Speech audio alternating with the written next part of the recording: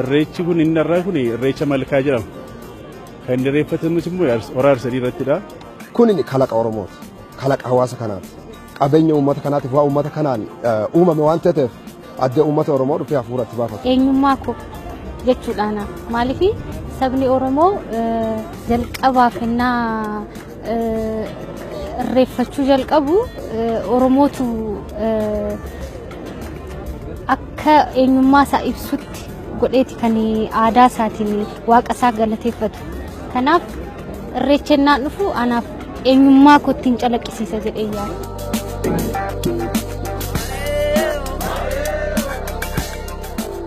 Yogguun irreecha dhufu Oromummaa ajaa'ibaatu natti dhaga'ama. Sababiin isaa Oromoo kaabaa kibbaan argaa, Oromoo bahaa dhiyaan argaa, Oromoo aadaa adda addaa calaqqisiisuun argaa, Oromoo uffata aadaa garaagaraa uffatee dhufuun argaa, Oromoo sirboota garaagaraa sirbuun argaa. Kun immoo Oromummaa kootti caalaa akkam boonu, Oromummaa koo caalaa akkam beeku wanna na taasisu keessa isa guddaaf isa olaanaadha jedhee yaada. Irreecha jechuun ayyaana keenya namni hundumtuu lafatti wal arguudha. Baay'ee na gammachiisa. Oromoo tokkootiinis nan gammada.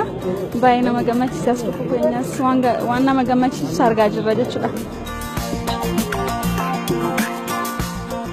Uummanni Oromoo Oromiyaa mararraa walitti qabame bakka kanatti uumaasaa sababa gannaa dukkaana gannaa nu dabarsiteef galatoomii uumaa keenya birraa kee kanammoo nagaa nu dabarsi waggaan nu ga'e jedhee sannitti waaqa galateeffatuu fi akkasumas bara sattaanuuf waaqa itti kadhataa jechuudha.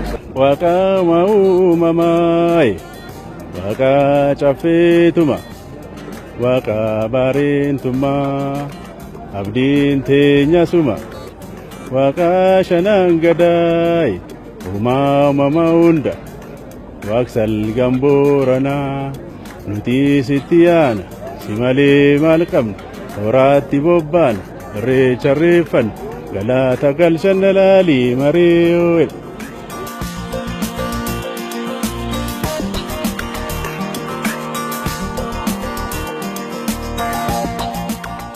Kun eenyummaa mataa keedha. Ofummaa kee beeksisuu, Oromummaa kee beeksisuu waan ta'eef addummaatiin waan Oromoon qofti qofa qabu waan ta'eef kun dargaggoota Oromoo hundumaaf eenyummaa kee akka bartuuf waan guddaa si gargaara jechuudha.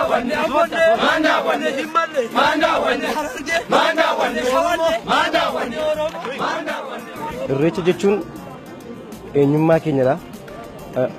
Oromoo taanee madaalatti waan Oromoon qabu, waan Oromoo keessa jiru, wanti Oromoon itti jiruuf itti jiraatu hundumtuu ni ilaallata. Martin irraa adda bahuu waan hin dandeenyeef irreecha jechuun anaaf akka mallattoo eenyummaa dhiiga keenya faana dhalateetti ilaala.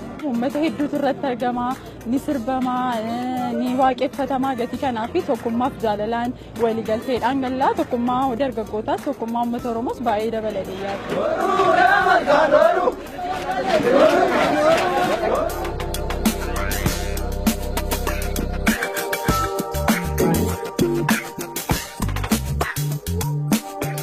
Sabboonummaa guddaan natti dhaga'ama.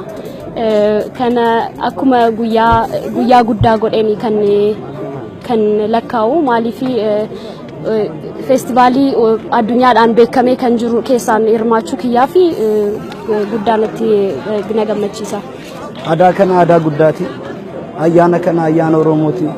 Ammas dargaggoonni baay'ee jiru. Isaan wajjin kabajaa jirra ayyaana kana bareeda. Waggaadhaan immoo namas baay'achaa jira. Amma immoo waggaa 17ffaa kooti. Maatii koo wajjin dhufe kunis obboleessa kooti.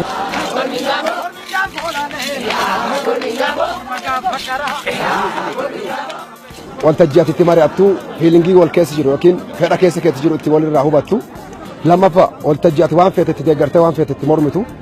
Sadaffaa wanta ji'an sirraa baradhee asinarraa barattu. Oromoon kun karra baratee kan karra baratu waan ta'eef irreechi mana uummata kana mara walitti qabu waggaa eegatee jechuudha. Biyya alaattis bakki adda addaa kan irreecha amma guddachaa deemaa jira. Oromummaa keenya akkasitti wal jabeessina. Aadaa keenya uffataanis sirbaanis waa baay'eedhaan ofii keenya baraa deemna.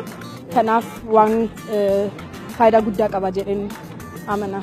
Irreecha jechuun bara haaraa kan itti jijjiirannu fi aadaa keenya kan itti calaqqisnu. Irreecha jechuun anaaf bara haaraa.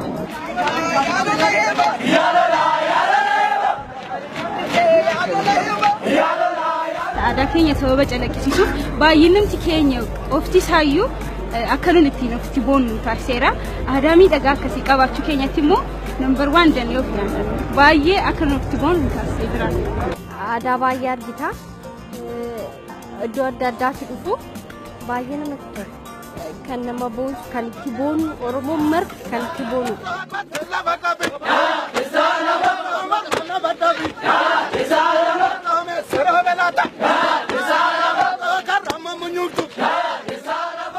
Keessumaa dargaggootaa fi tokkummaa jabeessuu fi bu'aa guddaa qaba jedhee kan yaada. Baay'ee nutti toleera, baay'ee gammanneef. Tokkummaa Oromoodhaaf irreechi jechuun bu'aa guddaa bu'aa jabaa qaba. Kun immoo akkamittiin qaba yoo jenne waggaa waggaan uummati hedduu walitti yaa'u. Walitti bahanii wal gorsaa, wal ilaalaa, waliin dubbachaa, waliin haasa'aa tokko ta'anii uffata aadaa qofa otoo hin taane afaan loqoda garaagaraa dubbachaa uummanni Oromoo afaan isaa dubbachaa innaa waliin maree hojjechaa deemuyyuu sunuu tokkummaa agarsiisa jedhee yaada. Kanaaf tokkummaadhaaf bakka cimaa qaba. Irreecha jechuun mallattoo tokkummaa Oromooti. Waan hundumaarraa waan qulqulluu ta'e bakka itti namni hundumtuu Oromummaa fi Oromummaa isaa qofa itti calaqqisiisuu dhufuu fi tokkummaadhaan irratti hirmaatu yoo jiraate feestivaala Oromoon qabu keessaa irreecha qofaadha. Ayyaanni kun hijaaba ayyaana kamillee caalaa uummata Oromootiifis ta'ee addunyaafillee akka fakkeenya ta'uu danda'u jeetii yaada. Ayyaanuma kamirrattu uummanni akkana beekta akka harkeen beeku. Ayyaana kanarratti illee argamuudhaaf yeroo duraa kiyya ammata dhufugaa dargaggoota akkam jeekaan hin beeku waliin qabeetuma fiduu malee gizee gaafa kanarraa harkanii maal jaanii akka dhufan hin beekne. Hundumtuu uffata aadaa isaa uffatee dhufa waan hundumaa aadaa isaa akka baru godha. Dargaggootis akka isaan aadaa isaanii baran godha.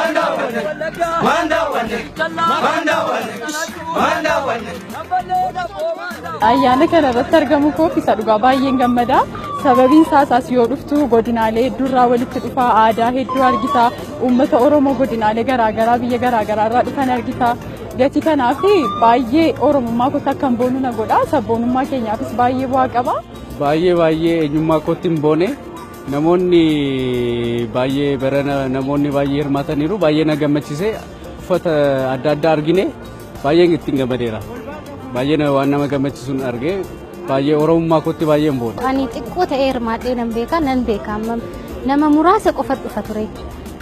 Baruma baraan hammuma namni waan irreechaa baraa dhufu uummanni akka malee baay'ate kunoo wal bira darbuun amma namatti ulfaatuuf bakki akka amma namatti hanqatutti deemaa jira.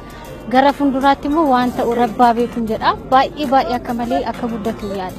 Haala uffannaa aadaatiin haala baay'ina dargaggootaa fi geessota uummata gurguddaa shamarran illee aadaa isaaniitii fi faaya kanaan akkana gizee babbareedan hedduu na boonsa. Ijoolleen akka aadaa isaanii baranii afaan isaanii akka guddisan aadaan akka hin bannee gargaaraa jedhee yaada. Uummatni Oromoo irreecha jedhee yaada tokkoon kiiloomeetirii hedduu fageenya hedduu kutee kan inni asuufu akkasuma yaadonni baay'een bakka fagoo jiru faca'anii jiruuni wantooti akka nuti walitti qabamnee tokkummaadhaan yaada keenya galmaan gahuu danda'anii fi fakkeenya cimaa ta'a jedhee yaada irreechi kun. Akkanatti wal geenyee dhufuun keenya iyyuu gatii waa'ee Oromummaa keenyaa yaadnuuf yookiin yaada tokko Oromummaa irratti yaada wal fakkaataa tokko sababa qabnuuf akkasuma yaadolee biraa irrattis yaada wal fakkaataa tokko qabaannee akka nuti galma gahuu dandeenyu nan amana.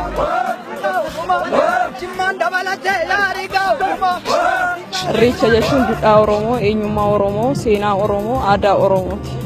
Uummata Oromoo saba Oromoo ta'ee bakka kanatti kan argamuun barbaanne hin jiru. Oromoon tokko ta'ee tokko taane waan hedduu hojjechuu dandeenya.